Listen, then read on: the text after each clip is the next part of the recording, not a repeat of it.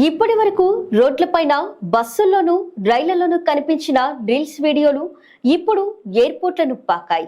తాజాగా ముంబై ఎయిర్పోర్ట్లో ఓ యువతి రీల్స్ పేరిట ఇష్టం వచ్చిన రీతిలో రెచ్చిపోయింది. ఆమె డాన్స్ చేయడంతో అక్కడున్న వారు ఇబ్బంది పడ్డారు. ఈ వీడియోపై నెట్టింట విమర్శలు వెల్లువెత్తుతున్నాయి. ఈ వైరస్ ను అరికట్టేందుకు ప్రధాని రంగంలోకి దిగాలంటూ నెటిజన్లు కోరుతున్నారు.